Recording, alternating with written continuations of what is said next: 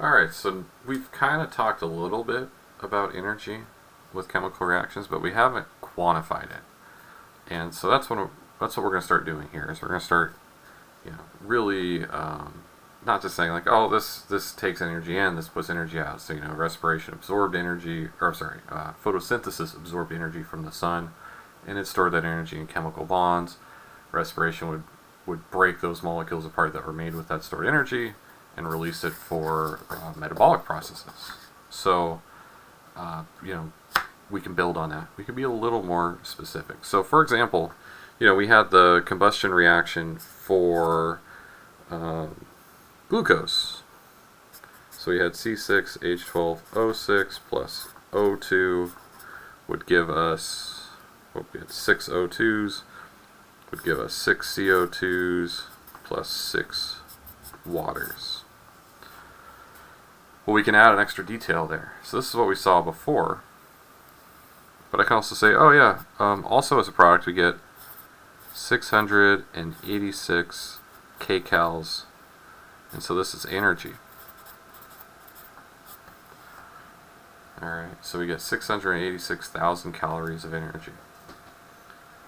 So we can start being a little more specific, and we can talk about it as energy as a product or a reactant.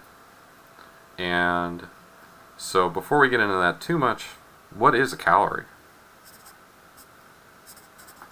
And this is a lowercase c calorie. That actually matters, and it couldn't be a worse letter imaginable for that.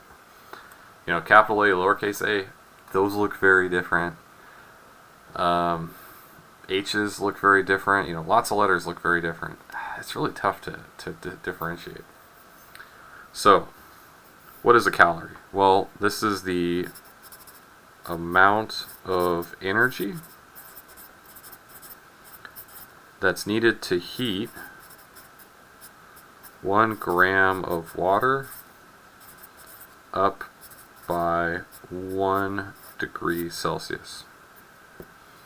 So heat is a form of energy, and this is the amount of heat it would take to take a gram of water and raise it 1 degree. And so you might look at this and go, wait a minute. I can read, nutrition labels. You're telling me that there's only enough energy in this can of Coke? That's right, I am not brand loyal. If you remember, I had a Pepsi bottle earlier. I don't care. I only buy Pepsi to annoy my wife because she cares, but I'll drink either one. 140 calories. What's going on? So you're telling me this can has enough energy in it to raise 140 grams of water by 1 degree Celsius? Well, no. You're right to be suspicious about that. The real answer is, I don't know why we do this. I assume it's because Americans are sensitive or something. Most of the rest of the world says kcal. We have the dietary big C calorie, which equals 1,000 lowercase calories, or 1 kilocalorie, 1 kcal. So when you read a nutrition label, what this is saying is it's 140 dietary calories. See how there's a capital C there? I don't know if we can get that. Yeah, so there we go. Capital C, that means that it's actually 140,000 calories. There's enough energy stored in this can of soda to heat, well, there's 2 ways to go about it. One is to heat 140,000 grams, so what would that be? 140 kilograms of water by 1 degree Celsius, or you can have some fun with this. It heats 1 gram of water up 140,000 degrees. Now that gets a little tricky because you have a phase change in there, but whatever. So, we're sensitive. We don't like to be like, oh, I eat a big number of calories. Like, oh, I have a 2,000 calorie a day diet or something. Somewhere around there. Give or take. Mostly take. Or give if I'm not paying attention. And you're like, oh, that's good. I'm not eating too much. But really, it's like, oh, you actually, if you have a 2,000 calorie a day diet, that's 2 million kcals. So I'm going to stop saying calories. Or that's 2,000 kcals, so that's 2 million lower C calories. So I just want to point this out I'm not going to play the like, oh, what letter, what was the letter capitalized or not? We're not going to do that. So we're going to be dealing with these guys because this is absurd. I don't know who's responsible for it. It's probably some surgeon general or something. What do they know? And stick to commanding surgeries or whatever they do. Stop. Keep your hands off my nutrition labels. All right. So yeah, that's a decent amount of energy. So that would be for a mole of glucose. So we get 686 kcals of energy. So to kind of bring this down, what this equation is saying is, so for 1 mole of glucose, there is 686 kcal of stored energy. And so what is a mole of glucose going to come out to? It's about 180 grams. Okay. Now, let's compare this. We'll get into the diagrams here in a minute, but let's compare this to a triglyceride, shall we? Let's talk about how they're higher energy density. Why don't I back it up? I got numbers now. I can back it up. So we're going to compare to, which one did I go with? Tristerin. This is just a stand-in. There are different triglycerides. I just used this one because, I don't know, I found the numbers for it easier. It was a long time ago I set this up. But first, let's have some fun. Let's balance the combustion reaction of a triglyceride, shall we? So we're going to have C57, I love doing this every time, H110, and then we can't forget O6. Okay, can't forget that. We're going to end up needing to double these to make this balance, turns out. That's going to react with 163 O2s. Hope you're enjoying this as much as me. I love this every time I do this. That's going to give us 114 CO2s and 110 waters. All right, and 17,116 kcals of energy. That's quite a bit more than the glucose. So there's a lot of energy there. It's just, like I said before when we were doing biomolecules, it's slower release. It's also slower to store. It takes time to build fats, it takes time to break them down. So it's long-term energy storage. But it's a lot. It is a lot of energy. Alright, and so what we're saying here is 2 moles of this fat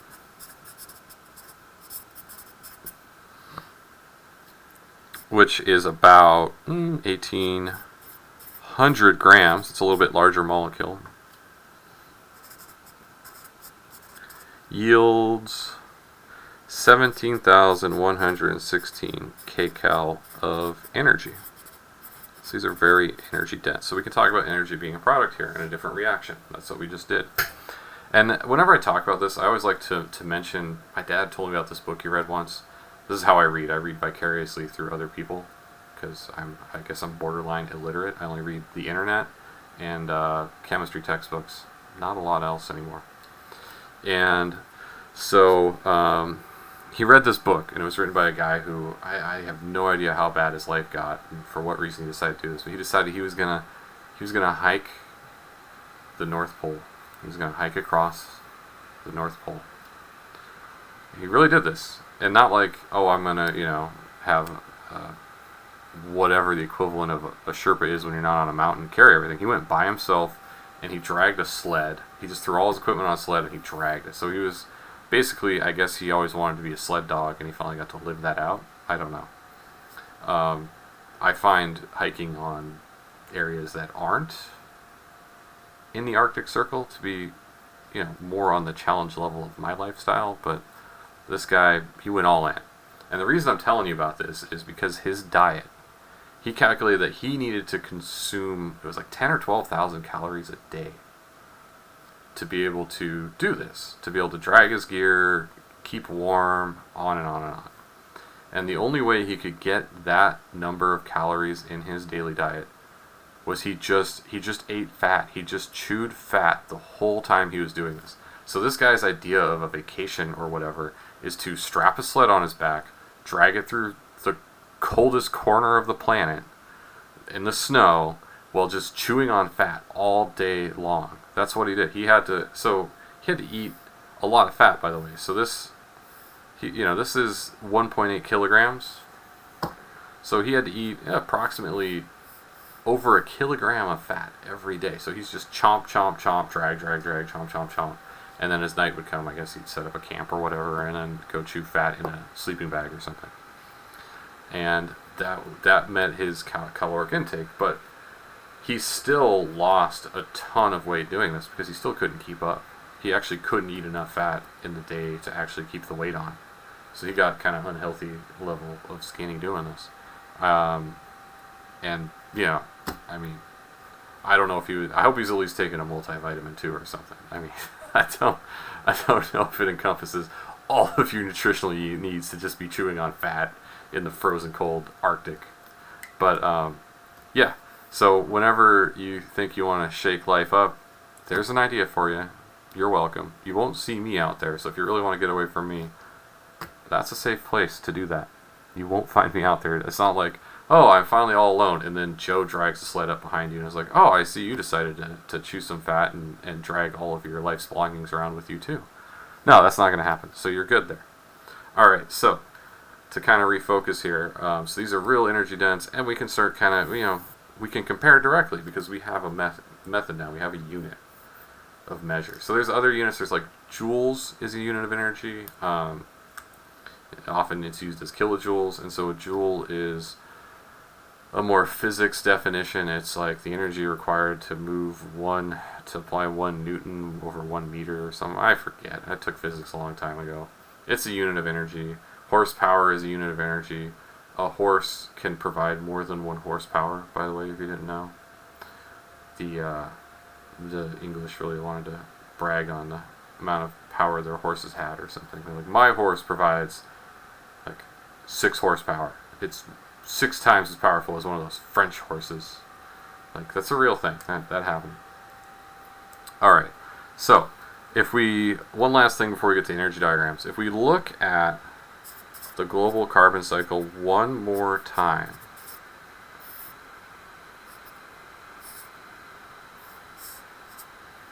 so let's see, we had photosynthesis on the left. So we can bring another detail into this.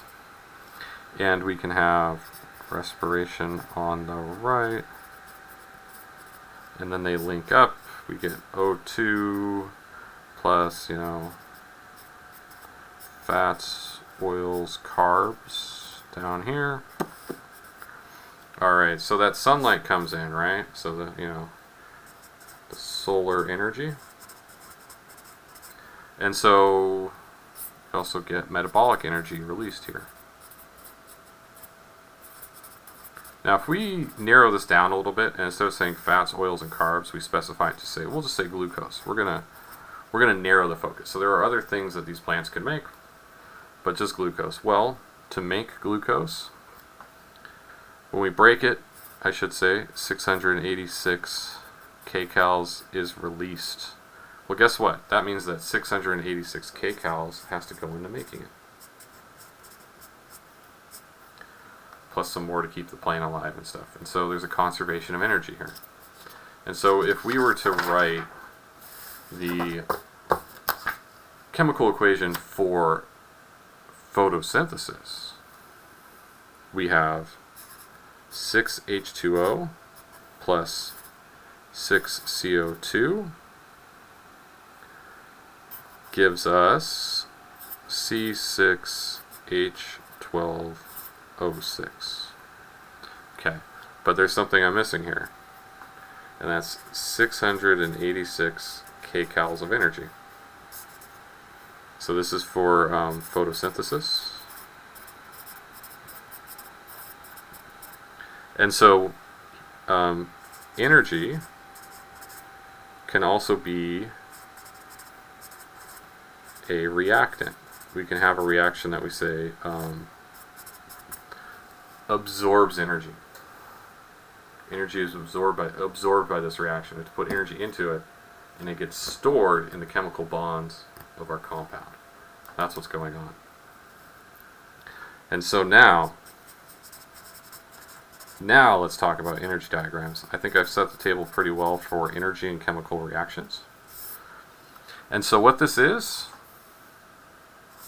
something where there's kind of just two scenarios. They look something like this. These are our two options.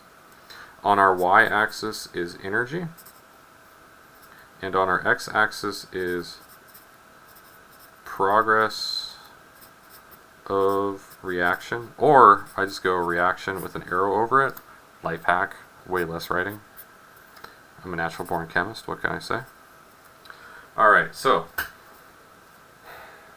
one of these would be an energy diagram for something like photosynthesis, and one of these would be the energy diagram for something like respiration. Now, I'm not saying which is which yet, just to be clear. I just was shifting my hands for emphasis. It kind of looked like I was pointing. I was not pointing. So, when we break these down, this shows the progress of reaction. So where do we start? Well, we start in this little dip here. We start in this little dip right here. And these are our reactants. Just like we always have reactants on the left. So that means we must have products on the right. And so imagine that our reaction is like a marble. And so it progresses. So we have to push it uphill, and then it rolls down here, and it lands in products. There's always a bump we have to overcome, but we can sometimes end up farther down, or we get stuck farther up. Now, there's a couple things here to label. This is EA, subscript A.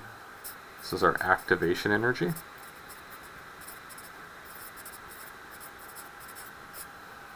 And I'll explain what that is in a minute. And this is our delta H,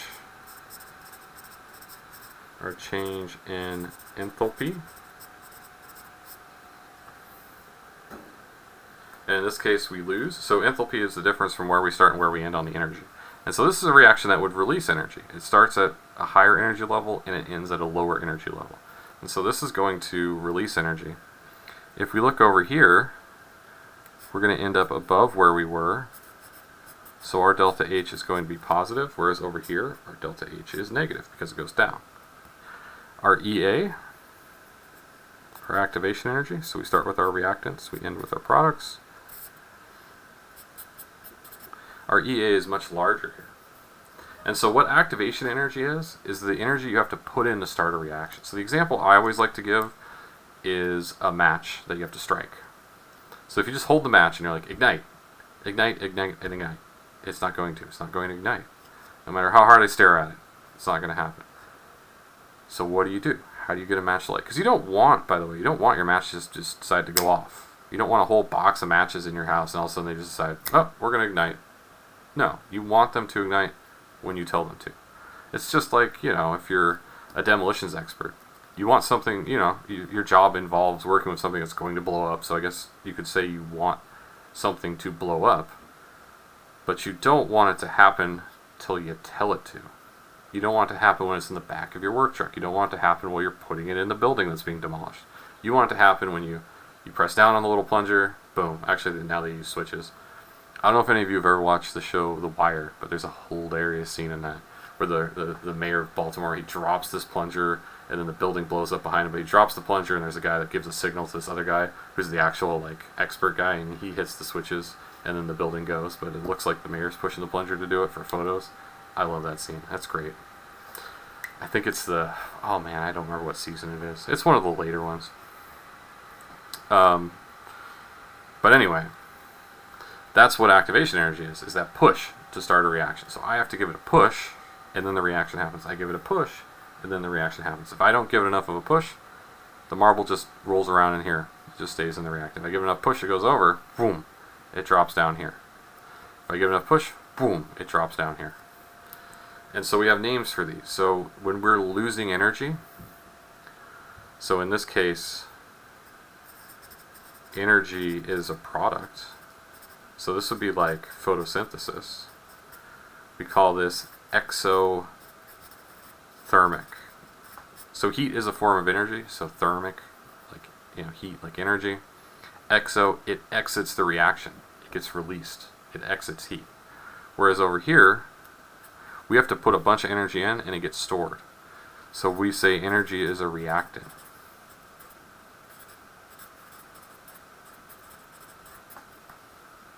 So this is endothermic. And so an exothermic, well, that would be something like respiration. We're getting energy out at the end. Whereas endothermic would be something like photosynthesis. We're putting energy in at the beginning and we're not getting extra out. So we're putting more than we release. And so you could have something where they're real close and it's like not really endothermic or exothermic, but these are really the two. Like it almost never lands that way. And so these are the energy diagrams. And so to be a little more specific, if you look at the energy diagram, we'll just look at respiration. We'll really focus in on that. There's a couple things that I like to emphasize with these. One, you got to be able to label everything. And if you know how to do the energy diagram for respiration, I'll leave it up to you if you want to figure out how to do the one for photosynthesis. It'll look very similar, just a subtle shift. Alright, so you're going to have a graph, essentially. Progress of reaction, energy. Don't ever forget to label your axes, otherwise it's meaningless. It means nothing. Alright. So we got our axes. We're doing respiration, and so respiration is going to release energy. So it's going to look something like this. And if I really want, I could get really specific with my reactants. I could say that this is, we'll say for glucose. You don't always have to be this specific, but why not? So let's see, I'm going to turn this sideways for a second. So we're going to have C6H12O6. I did remember O2 before, didn't I? Oh no. Heck of a time to remember. There, it's like it was always there for photosynthesis, and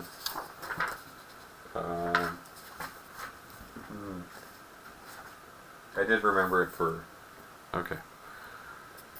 So we got this plus O2. We're not going to worry about keeping it balanced, and then we get CO2 and H2O. We're not going to worry about balancing it. So we get our reactants, we get our products. That's what we've got. And then right here,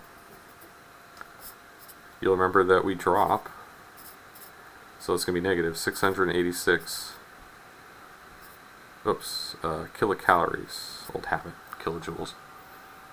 Almost wrote kilojoules. Alright, negative 686 kilocalories.